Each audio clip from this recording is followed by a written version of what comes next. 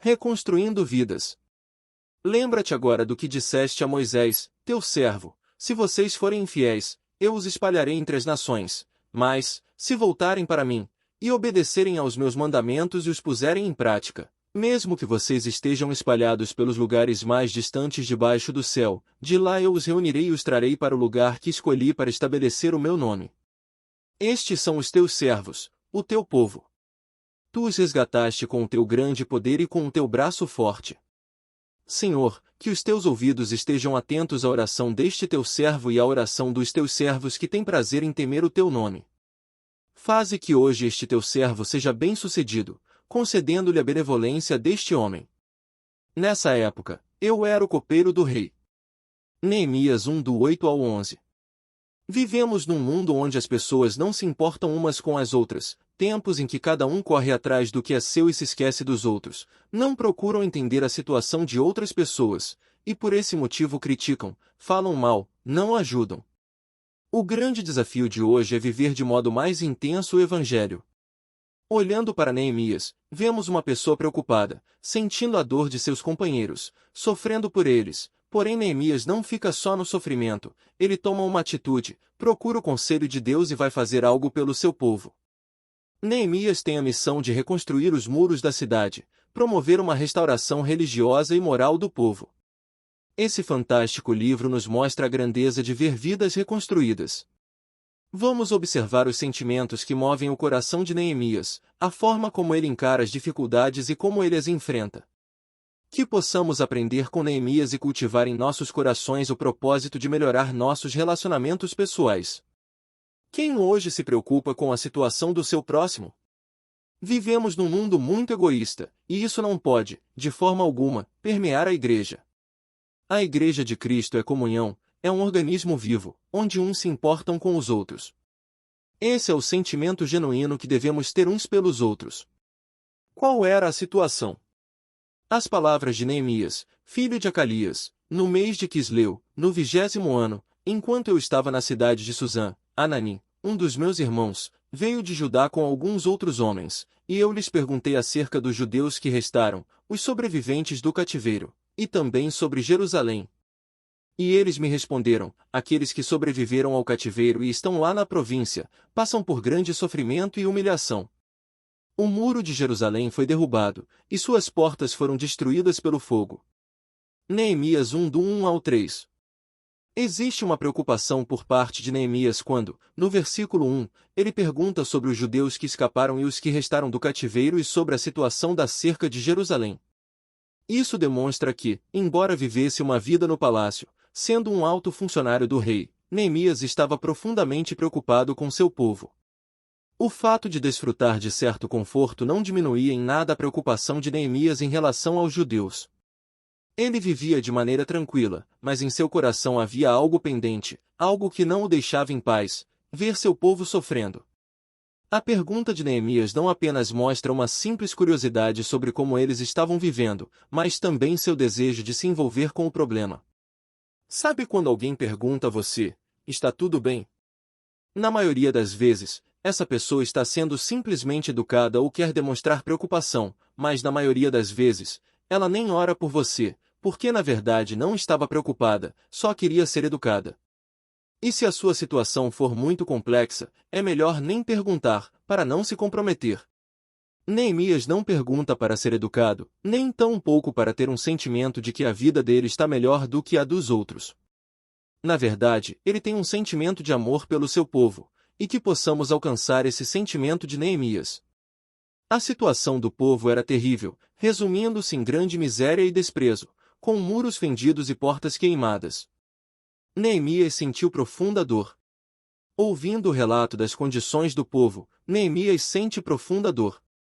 Você já sentiu profunda dor pelo problema do seu próximo? O que acontece quando você recebe uma notícia ruim da parte de alguém cuja situação é bem complicada? Neemias sentou-se, chorou e lamentou por alguns dias.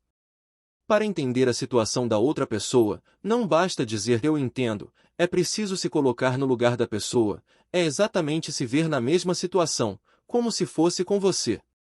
Quando fazemos isso, fica fácil ter compaixão.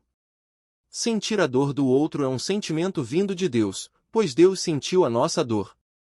Quando fazemos isso, passamos a pensar no problema do outro com muito mais intensidade e sensibilidade, e só aí conseguimos ter um sentimento verdadeiro e puro. Quando isso acontece, não cabe mais críticas nem julgamentos, mas sim a vontade de ver o outro restaurado. Quando fazemos isso, superamos todos os nossos limites e não medimos esforços para ajudar tal pessoa. Precisamos nos envolver sentimentalmente com as pessoas, precisamos ajudá-las a se erguer. Críticas e julgamentos, o inimigo já faz, e nós não fomos chamados para isso. Ao criticar e julgar, estamos ajudando a pessoa a se afundar cada vez mais, quando na verdade essa pessoa precisa ser levantada. E você, é alguém que julga ou que ajuda a levantar? Neemias buscou a Deus. A terceira atitude de Neemias foi buscar a Deus através da oração e do jejum. Sua oração é intensa, ele busca a Deus a favor do seu povo, buscando em Deus soluções. Quando temos um desafio difícil pela frente e não sabemos o que fazer, devemos buscar a Deus em oração. A oração é um recurso poderoso que está em nossas mãos. Neemias, embora em uma boa situação, não poderia ajudar seu povo e não teria nenhuma possibilidade, na visão humana, de resolver esse problema. Então, ele ora e jejua diante do Deus dos céus. Primeiro, Neemias chega diante de Deus com toda a reverência e adoração. Segundo, ele traz à memória a aliança de Deus com os homens. Terceiro, ele ora pelos filhos de Israel, lembrando a Deus que estes são seus servos. Quarto, ele faz confissão dos pecados do povo, e não somente do povo, mas também os seus próprios. Não somente pede perdão, mas identifica os erros, confessando: não guardamos os teus mandamentos. Neemias se derrama diante de Deus com toda a sinceridade do seu coração. Em outras palavras, Neemias reconhece os erros dele e do povo, e compreende o motivo pelo qual o povo está passando por essa situação. Ele não procura esconder ou encobrir os erros, pelo contrário, reconhece a culpa, afirmando: Senhor, a culpa é nossa, pecamos contra ti. Como é importante reconhecermos nossas culpas, ao invés de reclamarmos com o Senhor e cobrarmos dele benefícios e bênçãos, quando na verdade precisamos olhar para nós mesmos e reconhecer que estamos errados diante de Deus. Quinto, ele lembra a Deus a aliança feita com Moisés, na qual eles seriam dispersos entre os povos, mas Deus iria reunir seu povo novamente para congregarem com ele. Neemias fala ao Senhor: estes ainda são teus servos. Deus tem um desejo profundo de nos reunir e fazer de nós um povo exclusivamente seu. Ele nos ama e deseja nos transformar. Se encontra em grande tristeza. Neemias se apresenta diante do rei e não consegue disfarçar a tristeza em seu rosto, o rei logo percebe a tristeza. Percebo neste relato que, mesmo servindo ao rei na condição de servo, Neemias fazia o melhor que podia em seu serviço. Ele sempre se apresentava diante do rei com uma postura de tranquilidade e transmitia alegria. Quando o rei nota sua tristeza, Neemias teme muito. Mesmo temendo, Neemias decide contar ao rei o que estava acontecendo. Como poderia estar alegre quando a cidade onde nasci está toda destruída? Estou aqui no palácio enquanto o meu povo sofre muito. Neemias compreende que não poderia ter alegria ao ver o sofrimento de todo o seu povo. A dor que ele sentia por causa do seu povo era imensa, não seria possível ter paz sabendo que o seu povo estava em grande miséria. Hoje em dia, é difícil encontrar pessoas com esse sentimento. Precisamos realmente sentir a dor do próximo, caminhar com ele, ajudá-lo a crescer e sair da situação. É difícil esconder quando estamos profundamente tristes por algum motivo, as pessoas que nos conhecem logo percebem que estamos tristes. Neemias orou. O rei me disse: o que você gostaria de pedir? Então orei ao Deus dos céus, e respondi ao rei: se for do agrado do rei e se o seu servo puder contar com a benevolência do rei, que ele me deixe ir à cidade de Judá onde meus pais estão enterrados, para que eu possa reconstruí-la. Então o rei, com a rainha sentada ao seu lado, perguntou-me: quanto tempo levará a viagem? Quando você voltará? Marquei um prazo com o rei, e ele concordou que eu fosse. E a seguir acrescentei: se for do agrado do rei, que me dê cartas aos governadores do Trans-Eufrates para que me deixem passar até chegar a Judá. Que me dê também uma carta para Asaf, guarda da floresta do rei, para que ele me forneça madeira para as vigas das portas da cidadela que fica junto ao templo, do muro da cidade e da residência que irei ocupar. Visto que a bondosa mão de Deus estava sobre mim, o rei atendeu os meus pedidos.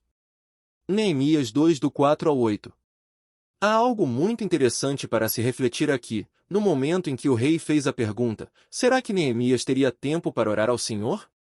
Não sabemos o que ele pediu a Deus naquele breve instante, mas o importante é entender que antes de responder ao rei, ele primeiro buscou orientação do Senhor. Então, Neemias pediu ao rei permissão para ir a Judá. Não apenas solicitou autorização para partir, mas também pediu cartas para os governadores, garantindo uma passagem segura pelas cidades. Além disso, requisitou materiais de construção. Você pode considerar o pedido de Neemias ousado, mas na verdade era uma oportunidade para ele ser abençoado e bem-sucedido, pois ele sabia que a mão do Senhor estava com ele. Irmãos, precisamos compreender que quando nos dispomos a ajudar alguém, Deus nos fornece os recursos necessários. Você pode pensar que não tem meios para ajudar, e talvez seja verdade, mas quando nos preocupamos com os outros, Deus nos assiste, Ele mesmo provê tudo. Essa qualidade de vida não está ligada à sua situação financeira, ao carro que deseja comprar, à casa ou a um possível acidente que possa enfrentar. Também não está associada à dor que possa experimentar. Não, essa qualidade de vida não está presa a nenhuma condição humana. Ela surge de uma decisão firme de nunca abandonar Cristo, de buscar constantemente refúgio nele, de colocar aos pés dele suas preocupações e ansiedades, é pagar o preço. Que o Senhor te abençoe, e que esta mensagem entre em seu coração e transforme sua vida. Cláudio H.C. Duarte. www.sigaele.com.br. Não se esqueça de curtir e compartilhar. Se você gostou do conteúdo, nos ajude. Para você curtir não custa nada, para nós é muito importante. Se quiser receber notificações de novas mensagens, se inscreva e ative o sininho. Ajude a propagar a palavra de Deus. Deus abençoe a sua vida. Orou.